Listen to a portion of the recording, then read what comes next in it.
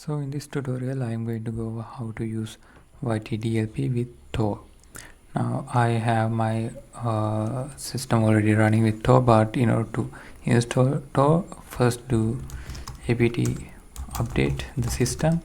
By the way, I'm on Debian. If you're on a different distro, things might be different. Now in order to install Tor, I can just do install Tor.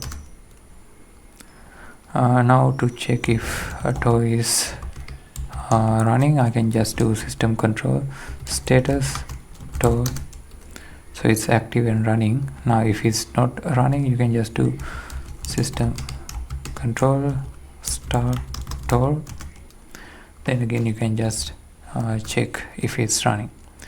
Now whenever you need to change your change the Tor IP, you can just do system control restart Tor, which will restart the Tor service, then it will actually use a different IP each time. Now in order to use yt-dlp, before that we have to check if this is working properly, so we can just use the curl command to test out if this is working. So curl proxy, and I need to tell the curl to use the Tor proxy that we just have running on our system. So SOX 5, you have to use H at the end. This H means that we need to use Tor for DNS resolving as well. Otherwise what happens is that the data will pass through Tor, but it might use the clearnet to get the DNS or the web the IP address of the server, and the ISP will be able to see the see where we are downloading content from, even though they can see the content. So SOX 5H and -- 127.0.0.1, this is usually the address on a local system, and the port is going to be 9050. And if you're using the Tor browser, if you have the Tor browser open, you might be able to use a 9150. It really depends. So I'm using 9050 because I'm running the Tor service.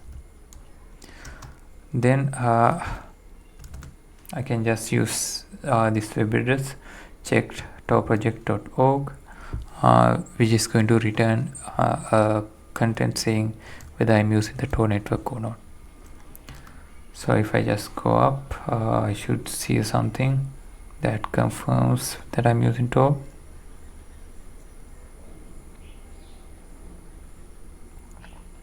Okay, so congratulations, this browser is configured to use Tor, and I think there should be IP address as well.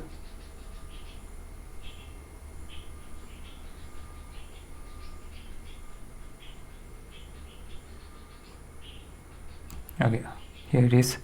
So this is the IP address that I'm using currently, using Tor. Okay, now to use Tor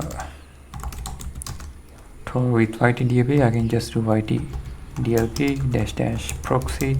It's the same process, SOX 5H -- 127.0.0.1, and it's going to go through the 9050 port, and I'm just going to download some freely available media content from the web.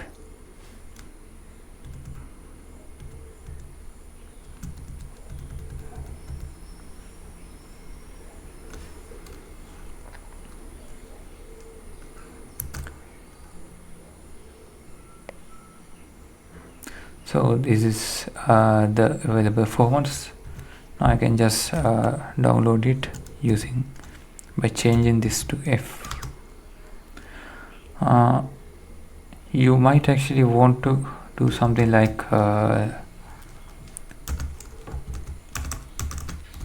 protocol